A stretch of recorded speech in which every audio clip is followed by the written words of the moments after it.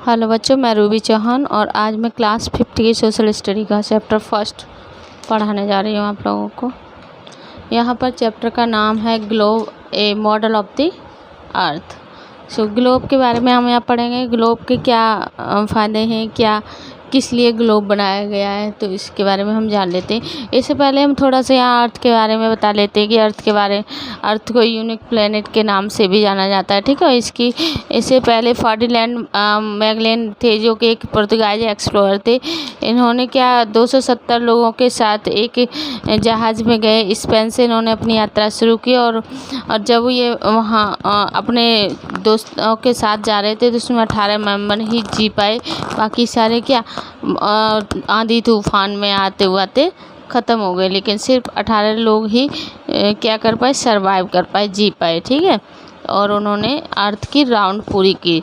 तब इन्होंने बताया कि अर्थ राउंड है। किसी एक जगह से इन्होंने समुद्र से यात्रा शुरू की और फिर वहीं पर इन्होंने कुछ ऐसा प्रतीक लगा दिया, झंडे वगैरह की, मतलब अगर हम यहीं आते तो पता चल जाएगा कि अर्थ के शेप क्या है। तो वो वहाँ से स्टार्ट किया, जहाँ से स्टार्ट किया और घूम फिर करके फिर वहीं पर आ गए। तो इसलिए इन लोगों ने फर्डिनैंड मैगेलन ने कहा कि जो अर्थ है वो राउंड है, ठीक है। नेक्स्ट है हमारे अर्थ में आर्यभट्ट, जो कि प्राचीन एस्ट्रोनॉमर थे और साथ साथ में मैथमेटिशियन भी थे, ठीक है। इन्होंने कहा कि जो पृथ्वी है वो स्फेरिकल है। स्फेरिकल मतलब जो कोने पर क्या है, चपटी टाइप से है, ठीक है, और बाकी सब गोल है। फिर कुछ समय बाद निकोलस कोपरनिकस आए, तो इन्होंने कहा कि ये पोलिश एस्ट्रोनॉमर थे, ठीक है। और इन्होंने भी कहा कि पृथ्वी क्या है, स्फेरिकल है, यानी कि एक बॉल की तरह है, ठीक है।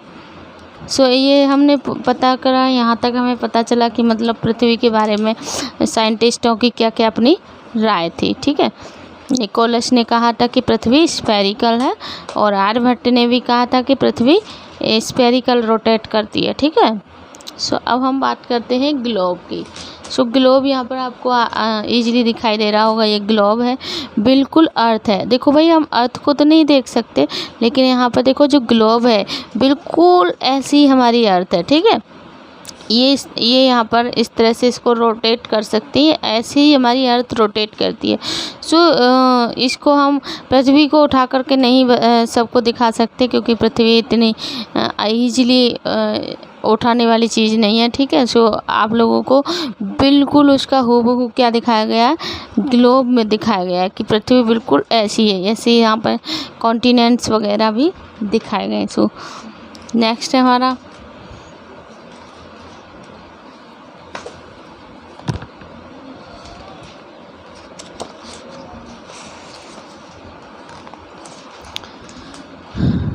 Meridian's longitude at is 3-dimensional. It helps to understand the how, day and night, season and cause. Only globe gives us an idea about the title of the Earth's axis. देखो, जो हमारी पृथ्वी है वो क्या करती है, अपनी ध्रुव से स्टार्ट करती है। देखो यहाँ पर एक ग्लोब में दिखाया जा रहा है। ग्लोब में देखिए, ये यहाँ से स्टार्ट करती है, ये घूमना स्टार्ट करेगी, फिर ये यहीं पर आ जाती है। तो इसको एक्सिस कहते हैं, यानी कि अपनी ही एक्सिस पर क्या कर रही है, राउंड कर रही है पृथ्वी, ठीक है। इसी राउंड करने की वजह से दिन और रात होती है। जिस एरिया में क्या होता है, सन की रेज, सन तो हमारा स्थिर है, सन घूमता नहीं है, हमारी सिर्फ पृथ्वी घूमती है, सन नहीं घूमता। तो जिस भाग में सन की रोशनी आती है उस भाग में क्या होता है, डे हो जाता है। जिस भाग में पृथ्वी की पर सन की रोशनी नहीं पड़ती वहाँ पर नाइट हो जाती है। अब जो पृथ्वी है, सन की चारों ओर चक्कर लगाती है। इस सन की चारों ओर चक्कर लगाने की वजह से सीजन चेंज होते हैं, ठीक है। जो सीजन होते हैं, विंटर, समर, ऑटम, ये सारे सीजन होते हैं, वो किस वजह से होते हैं, रिवॉल्यूशन ऑफ द अर्थ। पृथ्वी का रिवॉल्यूशन मतलब पृथ्वी का सन के चारों ओर चक्कर लगाने की वजह से, ठीक है।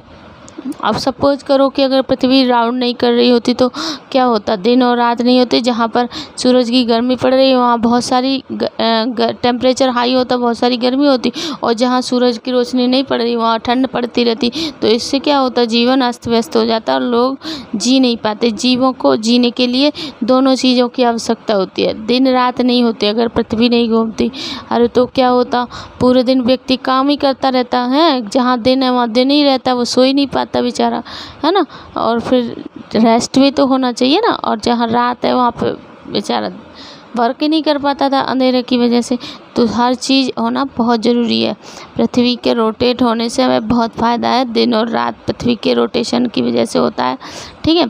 और सन के चारों ओर पृथ्वी का रिवोल्यूशन होने से सीजन चेंज होते हैं, ठीक है।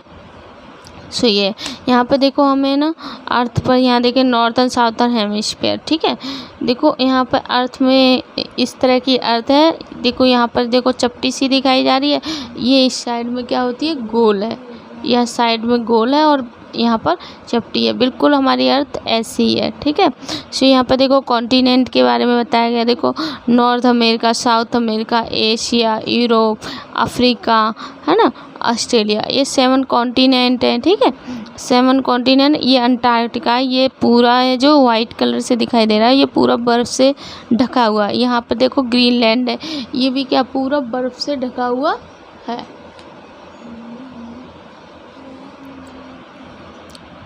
ठीक है। ये जो ये नॉर्थ पोल और ये साउथ पोल कहे जाते हैं, ठीक है। ऊपर वाला हिस्सा क्या, नॉर्थ पोल, और नीचे वाला हिस्सा साउथ पोल कहा जाता है।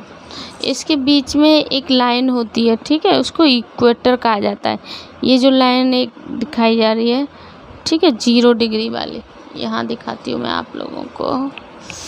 ये देखिए, ये देखो पृथ्वी को 2 भागों में विभाजित कर रही है। ये जो ना 0 डिग्री नॉर्थ, ठीक है, 0 डिग्री नॉर्थ वाली ये जो लाइन जा रही है ना, ये पृथ्वी को 2 भागों में विभाजित कर रही है, और इसी को हम इक्वेटर कहते हैं। क्या कहते हैं, इक्वेटर, ठीक है।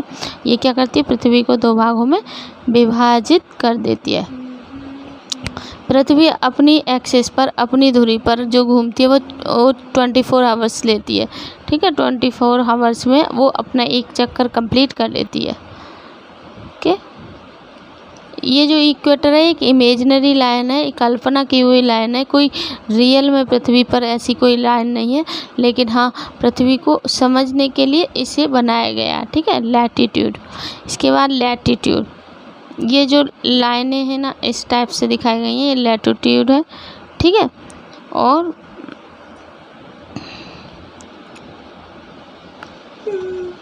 ठीक है, लैटिट्यूड के बारे में हम जानेंगे। द हॉरिजॉन्टल इमेजिनरी लाइंस, बेटा हॉरिजॉन्टल जो लाइन होती है वो इस तरह से होती है, ये हॉरिजॉन्टल लाइन है। कौन सी लाइन है, हॉरिजॉन्टल, ठीक है। ये जो लाइन है वो ईस्ट टू वेस्ट चलती है, ठीक है, ईस्ट टू वेस्ट, ठीक है, इधर से इधर को चलेगी ये लाइन, यहाँ से शुरू होगी इस तरह चलेगी, ईस्ट टू वेस्ट लाइन चलती है, ठीक है।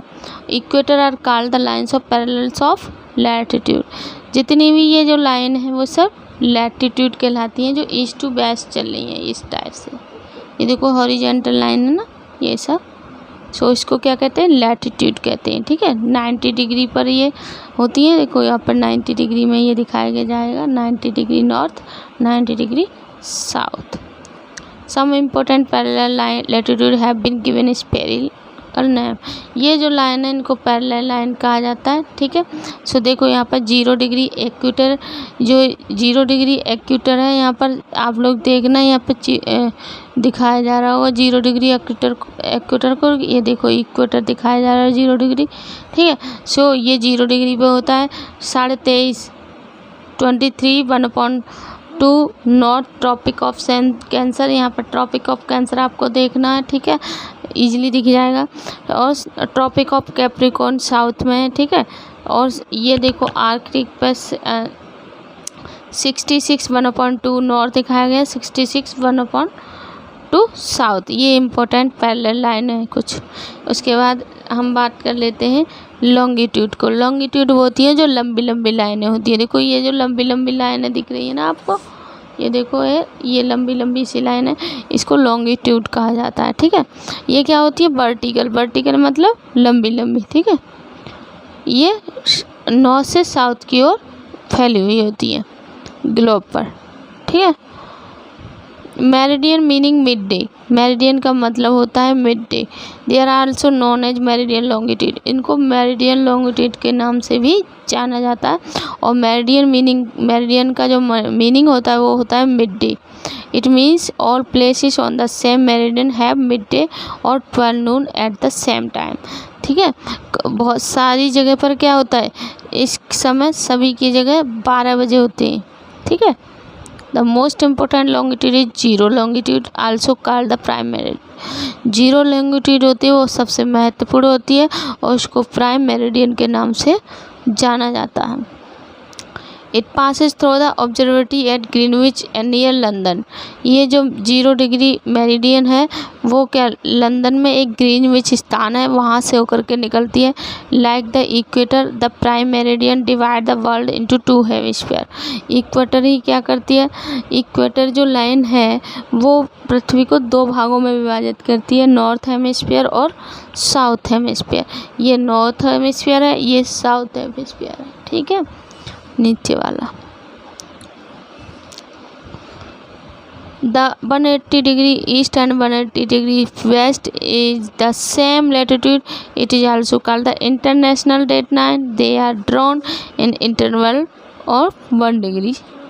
ये जो 180 डिग्री ईस्ट में और 180 डिग्री वेस्ट में जो लाइन्स हैं वो पूरे विश्व में ना डेट को मतलब उसी के आधार पर डेट क्लियर होती है कि आज इतनी डेट है। ठीक है, the purpose of drawing lines of longitude on the globe is determine the local time of ए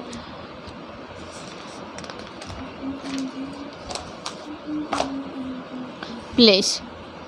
देखो हमारे यहाँ पे ना Greenwich prime meridian is followed as mean time. Greenwich से ये ना टाइम को शुरुआत की जाती है, जो टाइम हमारा होता है कि 1 बज के 2 बज के, इस प्रकार से तय किया जाता है। यहाँ पर हमारा जो ग्रीनविच टाइम है वो इलाहाबाद से शुरू होता है। ग्रिड, ये जो जाल सा दिखाई दे रहा है आपको, ये इस तरफ लाइन है, लॉन्गिट्यूड और लैटिट्यूड दोनों लाइन से हैं, ये तो एक ग्रिड बना देती है, एक जाल बना देती है, इसको ग्रिड कहा जाता है। सम इम्पोर्टेंट लैटिट्यूड लॉन्गिट्यूड, यहाँ पर सम इम्पोर्टेंट है, जैसे पोरबंदर सिटी में लैटिट्यूड 2163 है, लॉन्गिट्यूड 69.6 है। तो आप लोग ये देख लेना, ये कुछ इम्पोर्टेंट लाइन से हैं। ठीक है, देखो यहाँ पे इम्पोर्टेंट कुछ remember points. Large land masses are called continents. एक पृथ्वी का एक विशाल भूखंड कॉन्टिनेंट कहलाता है। Large water bodies are known as, और जो बहुत बड़ी वाटर बॉडीज होती है वो ओशियन कहलाती है। Globe is a true representer of the earth. जो ग्लोब होता है वो अब बिल्कुल अर्थ की तरह दिखाई देता है। More than 70% of the earth surface covered with water. जो पृथ्वी का जो 70% भाग है वो पानी से घिरा हुआ है। ठीक है, it the earth rotates around imagery line called the axis. जिस लाइन पर अर्थ अपनी राउंड कंप्लीट करती है उसको एक्सिस कहा जाता है। ठीक है, सो आगे देख लेते हैं हम लोग। देखो यहाँ पे बुक वर्क है। Equator is a parallel line. Parallel are called parallel of latitude.